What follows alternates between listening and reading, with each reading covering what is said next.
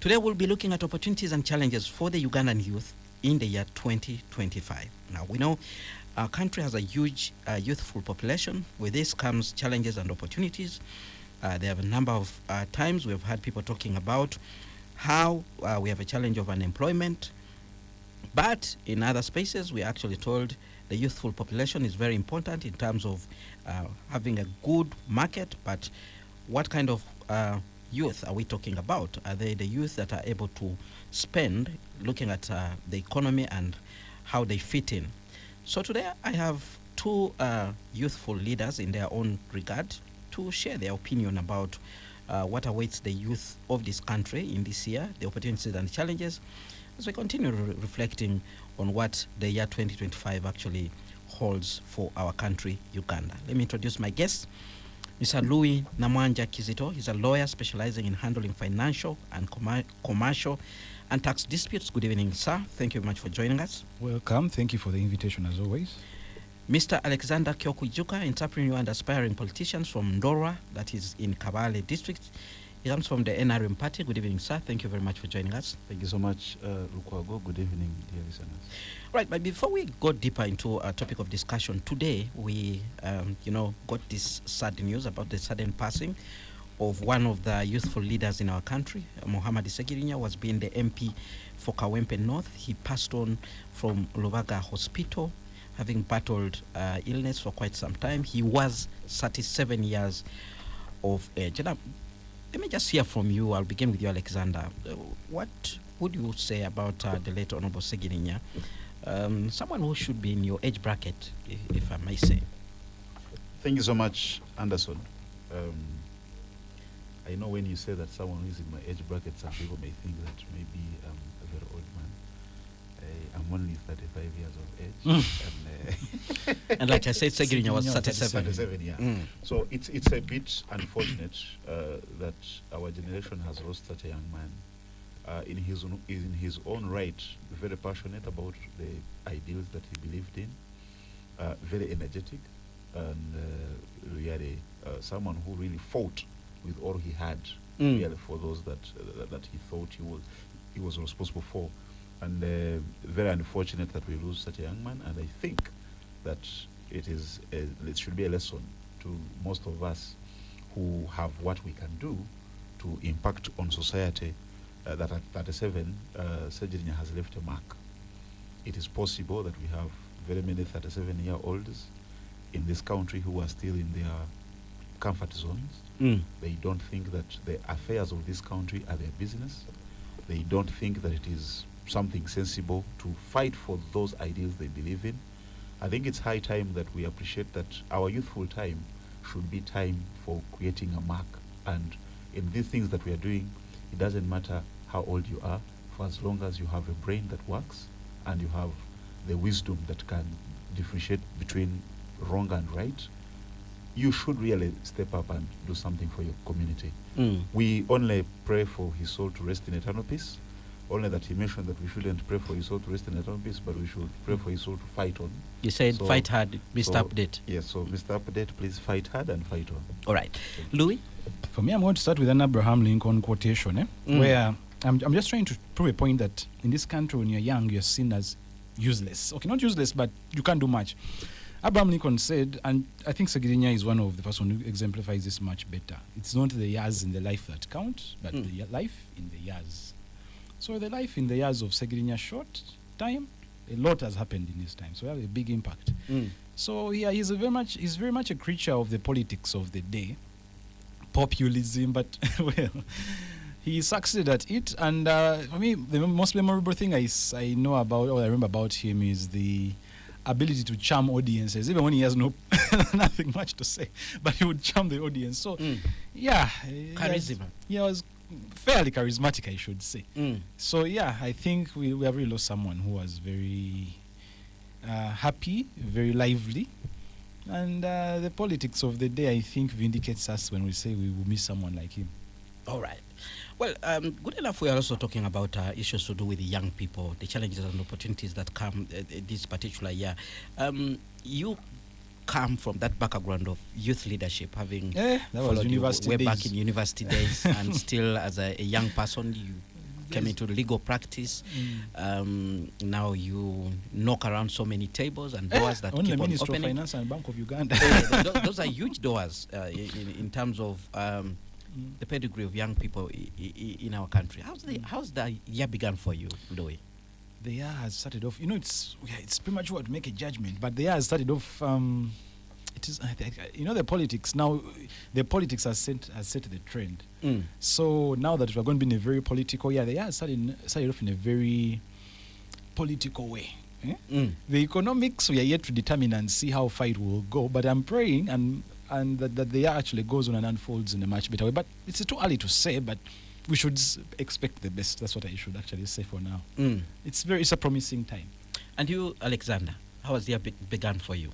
You see, it's something very important for us to appreciate that he has mentioned that it's a political year, and we can only hope that maybe we should have first appreciated that Uganda is a very young country. Our population is majorly youthful, and we can't run away from that. And this year being a political year, for majority of our political parties and political formations are going to start selecting candidates for various political positions. I think that it's a very big opportunity for us young people, in as much as we are talking about challenges and opportunities. I want to start appreciating the opportunities that are there. It's an opportunity for us to step up and do something that we have been mentioning, that Sejirinya used his youthful edge to do stuff. So I think that it's an opportunity for young people, and as the year has begun, I know that most people are looking at the note spots, very, strongly waiting for what comes to see how the referee, blows the whistle, and then we can get started.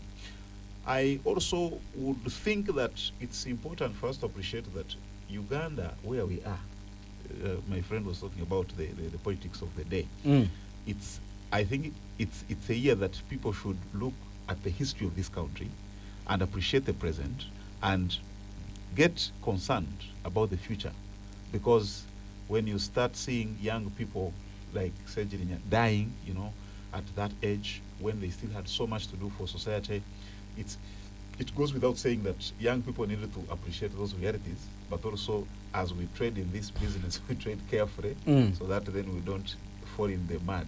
All right. Yeah. And I'll start with you a bit. You're going into politics. I know you have aspirations in Ndora. Ndora East? Ndora East, yeah. Ndora East. Isn't that perhaps his constituency? And, you look at it as an opportunity for young people, this being an election year. Yeah.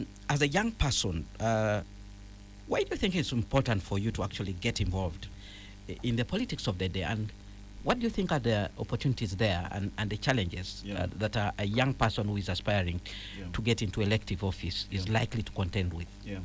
I want to, I hope you're a believer. You believe in God, right? Yes, I do. Okay. So you know about Jesus Christ. Jesus was born into this world for so many reasons.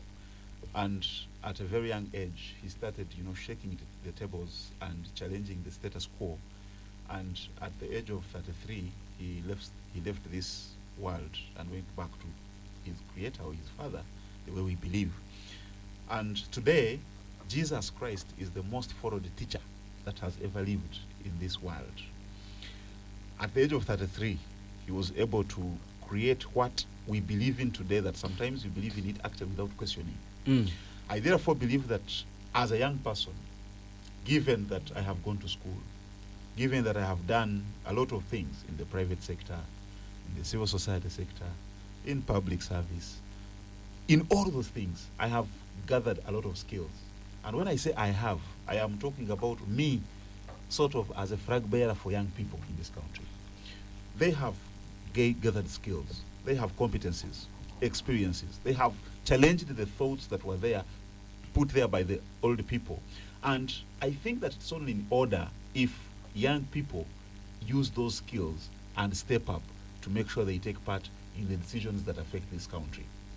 If you know any forester or any person who owns forests or plants trees and stuff like that, you surely know we have a saying that the young trees are the forest of tomorrow. They strengthen the forest. Absolutely. That when we are cutting the old trees. And in this case, you know that the old trees, if we talk about human beings, the cutting can be natural. Yeah, that the young trees must always be in position to stand in the position of or in where the old trees have been cut. That's why even when people are telling about conserving the environment, they tell you when you cut the old tree, plant a young one. But you see, there's also a tendency of the old tree staying around and actually denying the young tree the oxygen and the rain that would actually help it to grow. And let's point it out, like in your political party, some people will say the old guard are not going away, and they're denying the young people a space to actually step forward. I used to think that way, that sometimes political positions and opportunities are sort of an entitlement, especially if you have the vigor and the skills and all that. Until I came to grow up and I realized that some of these things you have to fight for them. Lukwago, we are living in a capitalistic world where man eats fellow man and it is survival for the fittest. You don't expect that someone is going to say, Ivan, you are now grown up, come and take up this thing. No, you have to show that you actually need the thing and fight for it. I have suffered most of those things, thinking that some people should call me and say, now come and take up this thing. But I realized that actually the right thing to do is to identify the needs of the people, come and see how you can craft solutions that can serve them, and then tussle it out with those that have power. Get the power from them, get the resources, and serve the people. That is what I believe now that I'm actually grown up. All right, Mr. Louis, I know you don't like politics I a lot, hate it so much. but at the end of the day, the politics sometimes even determine how you run your affairs as a lawyer, or certainly. even as somebody who is looking at the economy. That's Mr. Kyoku Izuka talks about the politics of the day and the desire, and is trying to push young people to aspire. And is it possible in Uganda, from your perspective, as a young person? Okay, let me say this. You know, this is a country where I'm going to make two arguments, but in the same kind of some kind of point. It is possible for young people to thrive in this economy, but the problem is that there are very many setbacks. One, including the low productivity levels. You're looking at the economy. We are talking about the politics. We will deal with the economy. Okay. I know way. You see, for you to actually be a politician in this country, you need some resources. You get? And trust me, if you don't have some money somewhere stashed away to really throw at people, the kind of politics we are in is not the kind of idealistic politics where you sit and you share grand ideas with people. So that's why I feel the young people, even some young people with all their capacity, they'll be relegated to social media noise makers. But when it comes to going to ground to do the kind of groundwork my friend is going to do starting March, they may not have the resources. So the young people, and again, one thing I've seen about our generation is that we have not been adequately mentored. We just land into things, fall into things. So someone might be very lucky and get the position and not even know what to do, may not have the right nurturing, which is actually a little bit different from if you interact with youth who come from the West. All right. That mentoring and nurturing, where should it start from? Is it in institutional learning? Is it in political parties? Where are you seeing the gap? I think it should start even at the lowest level. As early as actually pre-secondary, I think primary towards the end. But it should actually be more emphasized at university level.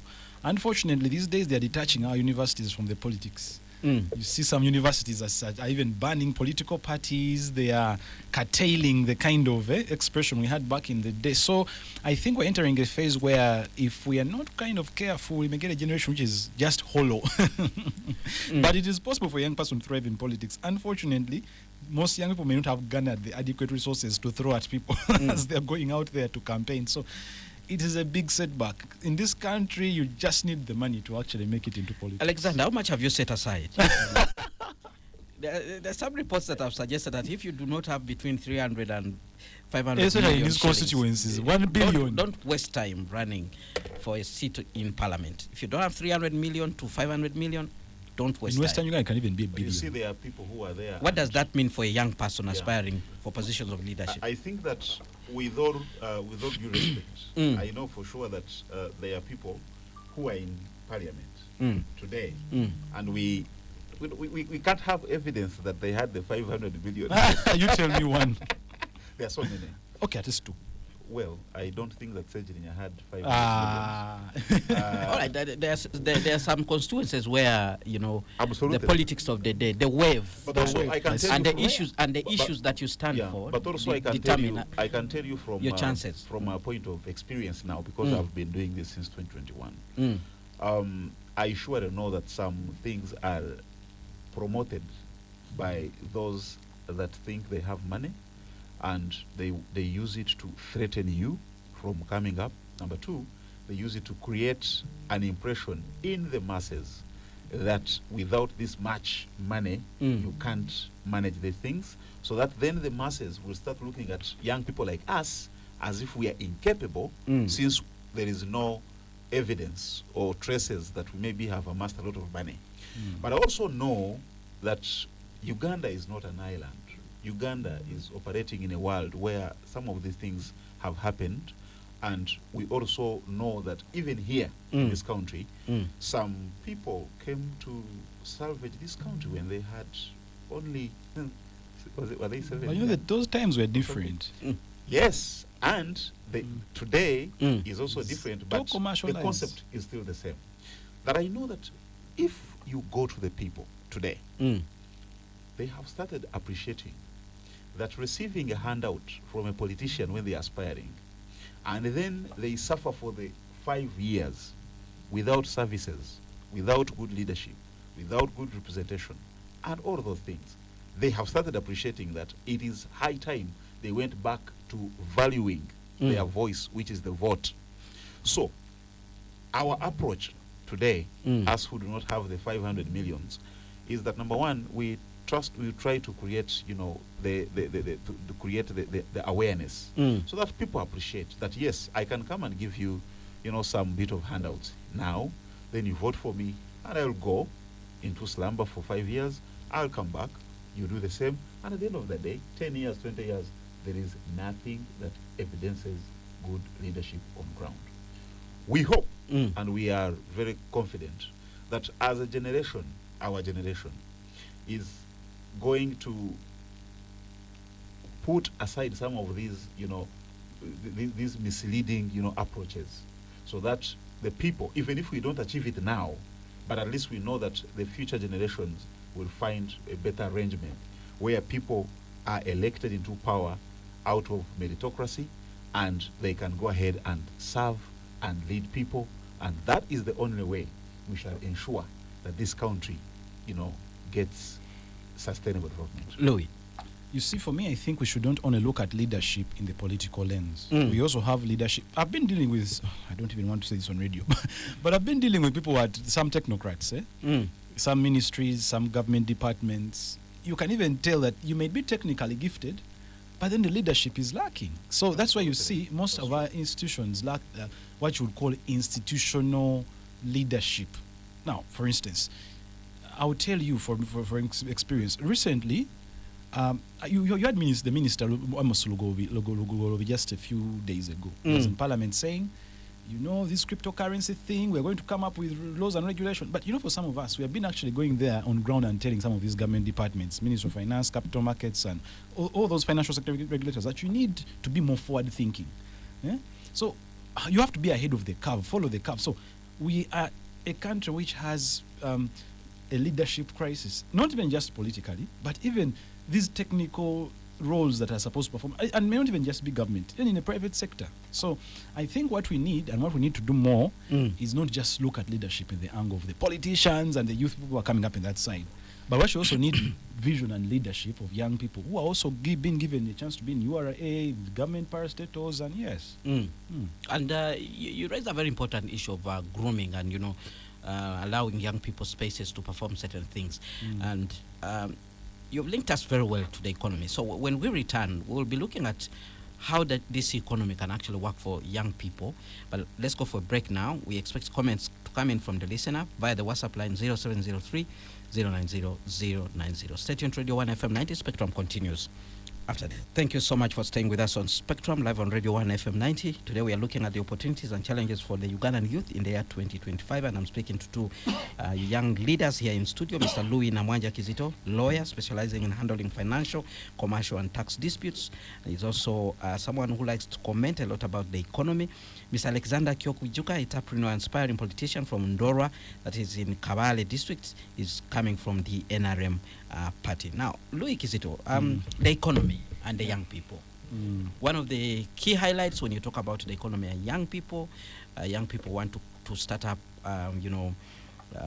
projects and things like that. They lack adequate capital. But also, when you talk about the economy and young people, they'll point to unemployment. Although some people think that actually the youthful population could be useful for this country, after all. Okay, that is true. And Uganda is going to be a young population for the next 70 years, according to UN and official estimates. But for me, this is what I think in light of the youth and the economy. Number one, the World Bank last year actually released a very telling report where every policymaker should actually pay attention. Though I think it just flew by and the media, you people didn't give it as much attention as it should. The productivity levels amongst people in our age bracket and below is really alarming. No, I was talking to a venture capital firm. A gentleman who manages a venture capital firm out of Nairobi. And he was telling me that, Louis, the truth of the matter is, in the whole East African region, Ugandans are the least productive. That is why even when they're going to deploy their capital here, they do it a bit sparingly and with a lot of worry. So if you have a very unproductive, the World Bank said, I didn't want to use that word. The World Bank said around 80 to 90% of the youth are unproductive. So the productivity levels, if they are low, they also dip into the coffers of the state. URA will collect less and all that comes out with. So that productivity you're talking about, is it because of not having jobs? Is it because of, is it a culture that we're just there, we don't want to work, we are not productive? What could be the issue? No, it's a combination of things. It can't just be because people, it can't be as people are lazy. It's the education, the training. For instance, productivity, I mean is that it may take, you have to, with little resources, you do more. For instance, in the UK, you find that one person who is deployed in an office with a similar amount of hours can do much more than the Ugandan would. So I think it is because of the training, also the culture in the people. Kenyans, by the way, are very, not as productive as the West, but they are also productive. Also, the technology that we deploy as we do our work. So it's both a human problem and a technological problem.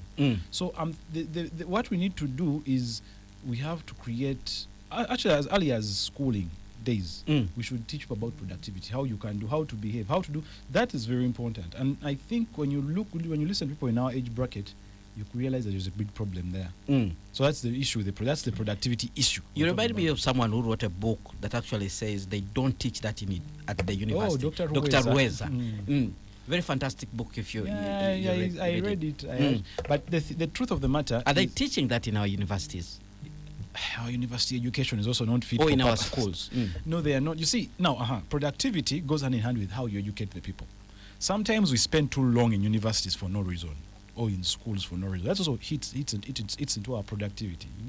So I'm thinking we should have long-term strategies as people in this country, not just the politicians. And we say, how can I improve the productivity of our people? If they're not productive enough, then how can we tool them through the machines? If I'm on social media, what do I use TikTok for?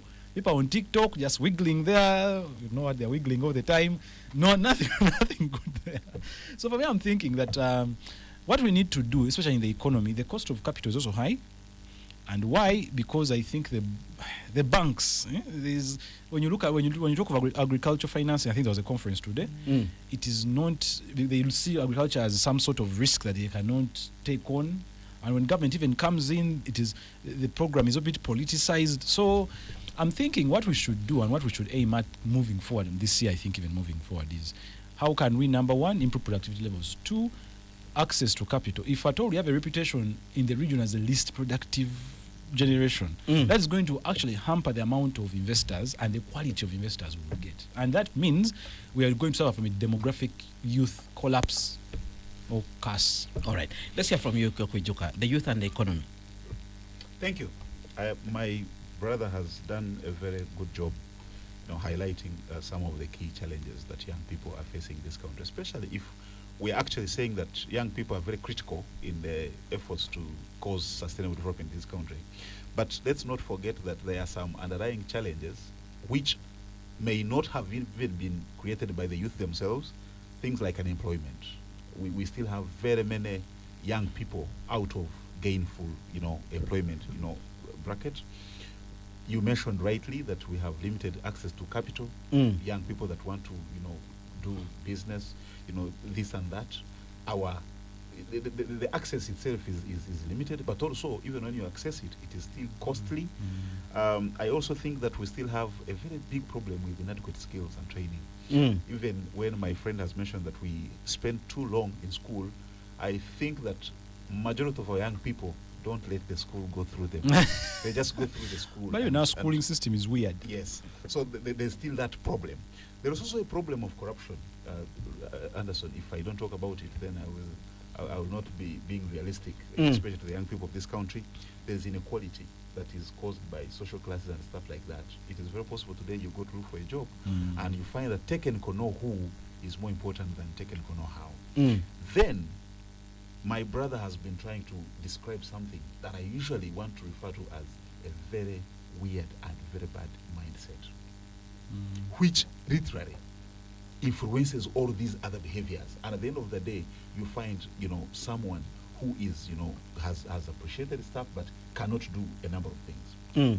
What can we do, especially as a country, as leaders, as citizens? Number one, we need to take seriously youth-centered government programs, the Youth Livelihood Program, and all those others. Take them seriously. Of course, now that calls for the right mindset. But also depoliticize them. Well, the depoliticizing may not be easy because, like I told you, politics is, we are all political animals, whether knowingly or unknowingly. The other one is the digital revolution that has come during our generation. There is something that makes me almost shed tears whenever I go to social media. Our young sisters, the best they can sell is the other thing that starts with N. You find someone has a TikTok account which has a following of about 100,000 people, and the best they sell is just record shaking the other thing, and they post, and they get a lot of views and a lot of follows, and that's the best they can sell on the digital. Have you thought of the possibility that all those likes and the so many following They are number of paid, people is because of what they're actually doing? Yes. Why are people attracted to that? But me, I would actually... Maybe like I would actually Louis think, said, it's yeah. a mindset. Sometimes It's a you mindset, post yes. something that is useful, Exactly. and people don't are pay not there. attention. People Don't don't care. pay And attention. And me, I would think, and this is what I've been telling young people, we have opportunities in agriculture and agro-processing. Use these digital tools, these digital opportunities to transform agriculture. Uganda's population, 80% of Uganda's population is directly or indirectly employed in the agriculture sector. These are opportunities that are very vivid and available. My friend Amos Wekesa has been preaching tourism, very, very key. And I can tell you that it's very important that we appreciate that tourism in Uganda is still a very virgin area that young people are not thinking about, yet we can actually get the best results from it. Climate change. There's a lot of funding for Carbon those who trade. are, even global and all that. Now, very important. It's key that young people appreciate that, yes, you may be having a degree or 2 or 3, but you still need to gain skills and education that can help you be more productive. The productivity levels that my friend Rui is talking about, it is because young people and even some old people have not taken the advantage of the available opportunities to gain skills that can help them manipulate the environment. Anderson, I am a trained teacher, and I know that the most effective education system is one that enables someone to manipulate the environment so that they can make this world a better place. And you can be sure that if we do that, then we shall be more meaningful, and we shall be able to. I must get say this we are contribution. going to suffer from misallocation of resources. A trained teacher going into politics, yet you should be teaching people. Isn't that one of the mistakes that young people are But actually who tells making you that- in who this tells you that economy? the trained teacher cannot teach the politicians on how to use resources. It will culturally. pass on the skills that you're talking about. I will If do you- that. Every and if I should tell you as a teacher, every moment is an opportunity to learn and teach. When you are moving for instance, let's say in a farm or something, and you see wind, blowing trees and stuff like that, it's an opportunity for you to learn that how that thing we used to study about the direction of wind and stuff like that. Wind electricity. I am sure that in your village you don't have a wind vane. We don't. But you can tell from the trees where the Where the wind direction is. of the wind Thank is. you. So all of those are opportunities to get educated, gain skills that can help us manipulate and use better the enormous resources this country has, so that we can go to the position where we are supposed to be, from being an underdeveloped country to a first-class country, and hopefully we shall achieve that. Louis, let's look at the issue of capital, because if you have money, you're able to fulfill your dreams. And one of the realities, one of the things that I've heard from experts is that Ugandan youth are very creative. That's true. Even those who are in the tech field, they have so many projects, but they cannot take them to the market because of lack of, capital. How do we resolve this issue? One of those, in fact, I was on the forefront of one of those solutions. Unfortunately, Minister of Finance have been giving us a hard time.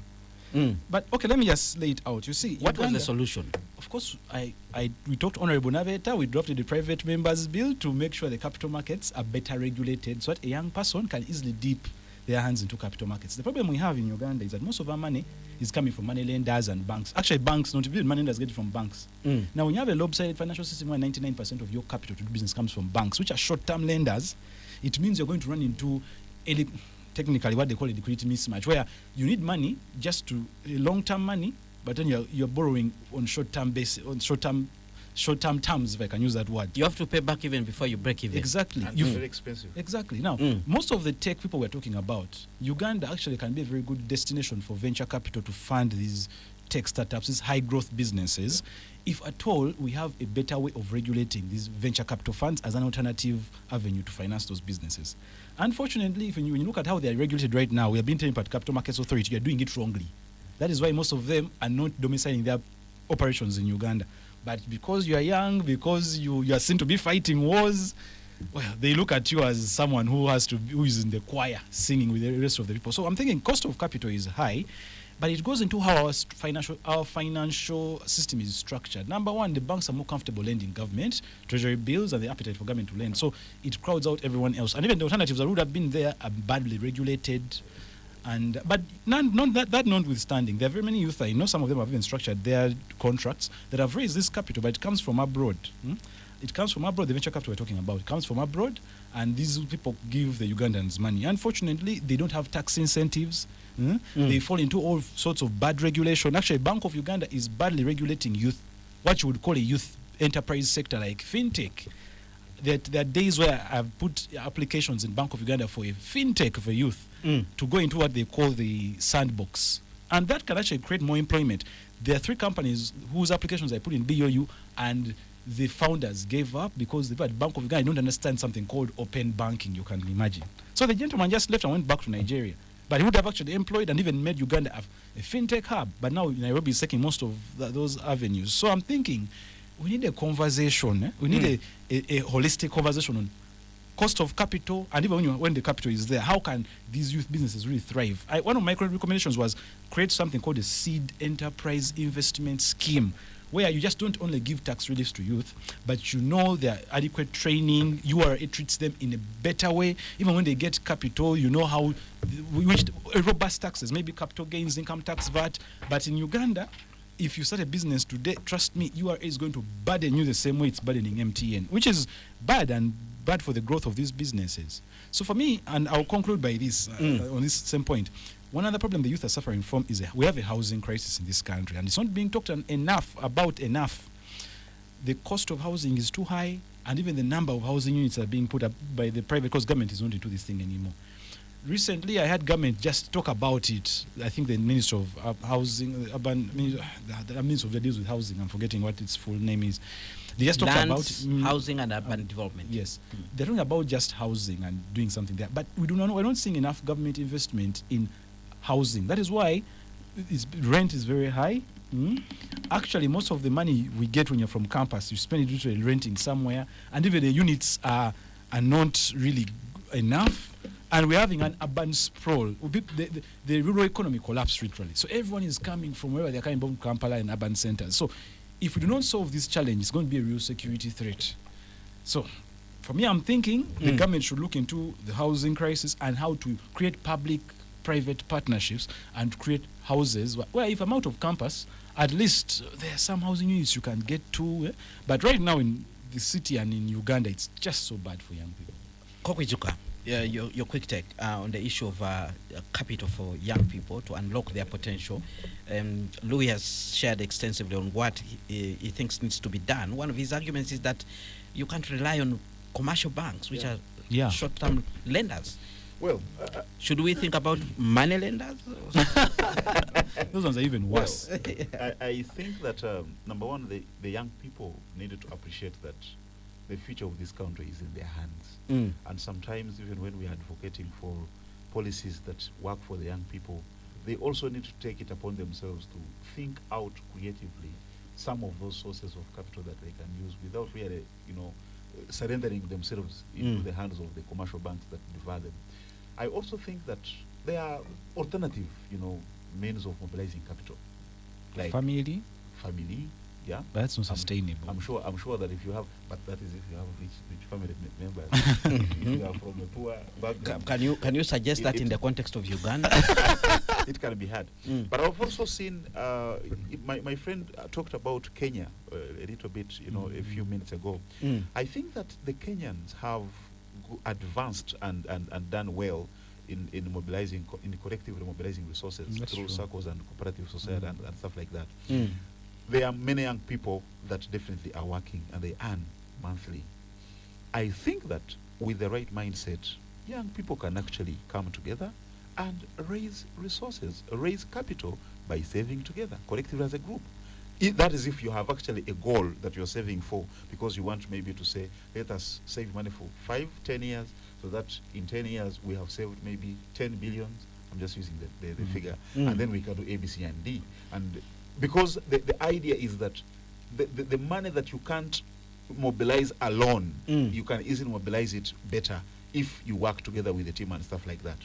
I also think that there are other means of, raising capital through saving through things like animals. I'm sure back home you have some goats, you have some, chicken. But they are being stolen at a very high rate. And the president was complaining about that. Theft of goats, village thieves. Because I'm sure. No bail. Today, if you get 300,000 and you buy a goat, in a year and a half, that goat should have given you 3 goats. Yeah? So you can actually raise capital that way. It's a bit rudimentary. But you see, where I come from in Chigarama, it is still possible that you can raise a goat or a cow and you still graze, in government land, and no one will stop you. So I think that young people need to think creatively and innovatively. There's still government land in Kigarama. Not still, but used, because there are mountains, there are hills that are not really fenced off. So you can still but send your cow there, you stand as it eats the goats, and you surely find that in about 3 years, what was 1 goat has become about 10 goats. And you can sell those goats because they are near cash, and then you can raise capital and do business. I also think that the government needs to think about youth-friendly policies. When we got out of COVID, there was money that was put in UDB for people to resuscitate. But the bureaucracy of getting that money. Access is next. It's security of 300 million, literally. Especially for young people. So if we must be seen to fight for young people to take over the affairs of the economy and all that, then we must really intentionally get policies that are friendly to the young people, but also teach the older people on how to stop being so greedy and let the young people somehow get to the table to make a decision. All right, we have some comments coming in. I'll begin with this one. Kenneth, the issue of money in elections is overhyped. I know so many poor people who have won elections, the likes of Segirinya, Luchamzi, Katumba Oye. etc. We are not But you know, rich people, but that's won. Where really. did Katumba win? I don't know. Generally, the Noop guys who won in Buganda and elsewhere were not richest. Money is not the key to success in politics. That's the argument of that person. Dear Spectrum, the young people of Uganda have been left to whom it may concern. They are facing numerous challenges such as unemployment, poverty, hunger, lack of opportunities, etc. The NRM government has destroyed many generations of young people, including my generation. The only solution is the young people to adopt a practical mindset to change and explore the engage in any productive activities that can give income. That's Aroma Patrick, listening in from Lira City in northern Uganda. Good evening. Thank you very much, Mr. Aroma Peter, for tuning in. Yiga Samuel Mary, listening in from Namlondo Zone. Thank you very much for tuning in. Mr. Kenneth, thank you for the show. I salute the panelists upon their profound opinion about the topic, but the trouble caused to everything is the bad education system, full of theory and studying about things which are not productive. Another big issue is job distribution, where incompetent youth without enough qualifications are favored in terms of order from above, leaving the competent ones aside. Then somebody writes in and says, can the two guests kindly share tips for young people in case they wanted to start a business? What kind of business ideas would they propose to the young people? Well, that's some of the comments that have come in from our listener. Who wants to begin? I think, let me start. For me, okay, the comments from the listeners are valid, and I'm not going to go into the politics thing of some people without money win the elections. That one, that one is up for debate. But there are things that we should actually really have a discussion on. For me, I've pointed out for young people, majorly three. The cost of capital is high, and it's even the capital that is there is not deployed for youthful ventures, and even that is there is really not because some productive effort has been put in to bring it here. Second, we have a high a housing crisis, which I think, by the way, if we do not talk about this enough, there's some people actually who I know who invest into their housings. Here in Kampala have expensive buildings, but they build them at about 1,800,000 a month, only known to get tenants. Then you find the low end, where you have urban sprawl and poorly planned, it's 50,000, 100K. There are many, and they're even running out. So we need to create a scenario where if someone is out of campus and is starting out his life, he can start out in a way where the housing is not a problem. People actually don't even have where to live. Then I would say, one person also said that the youth have been left to their own devices and no one cares. I think I agree to a certain extent that we have been left to fend for ourselves. The politicians are just paying lip service to most of our misery, and they're not really helping us. But for me, my suggestion would be there are simple things that if we have a critical mass on, they can be done. For instance, we can agitate for seed enterprise investment schemes for youth-led businesses, and we should depoliticize it. For instance, if you had come up with an income tax act in Parliament, which is normally going to be presented, I think, in May or June, you say that, okay, on this youth enterprise, no taxes. If you have raised this amount of venture capital and you're going to deploy it and employing some of people, then we're not going to pay this amount of maybe income tax or maybe VAT here. We should have that discussion. And because the truth of the matter is it's the small businesses in this country actually that employ the vast majority of people, okay, besides government being the biggest employer. But also these small businesses are the biggest employers on top of government also. But government these days is not even taking up a lot of people. But so we should actually find a way of keeping them around. That is another way of keeping youth deployed. But if we only look at MTN and Stanbic Bank, those ones are already grown, and they can even shift and resize their models where if they respond to the times also. So for me, I'm thinking we should look at what tax incentives we give, and not just tax incentives, enterprise investment schemes. How do you create foundries, incubation centers? How do you monitor? How is capital attained? How is it deployed? What are the avenues to maybe network and meet people here and there? How do you improve productivity? So that's the discussion we should be having this year, hopefully. Any tips for young people in terms of business startups this year?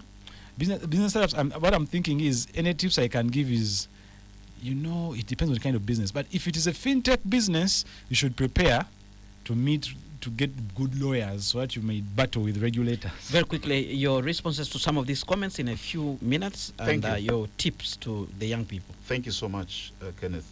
Number one, we must appreciate that young people are a percentage of Uganda's population, but they are definitely 100% the future of this country. Number two, I think that young people, and I like the person who asked about tips on how to start, business and stuff like that. It's a good thing to think about that. We may not explore all the ideas, but I have personally written books, how to start a business in 10 days. I have written a book, I have not seen Personal it Finance yet. Mastery, a simple guide on how to manage money, and recently I wrote one on thriving beyond salary. I think that for those out there, if you can follow Chokwijuka A on X and all other socials, you can, gain from some of these things. But I want to challenge the young people out there. Hold your leaders accountable. That's number one. Number two, work together to make sure that you get young people into those positions of decision making so that then we can get things out there. Number three, it's very important that young people fight for themselves. I don't believe in things coming on a silver platter.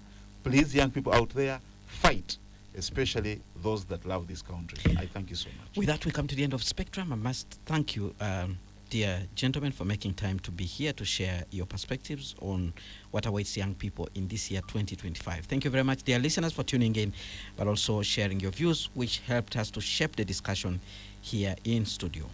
Up next, we have the news in English with Miss Josephine Dagano. Thereafter, we'll have the Soul Train, but do join us tomorrow for Spectrum Extra, 2 hours of analysis of the top events of the week. Do make a date with us. Until then, have a good night.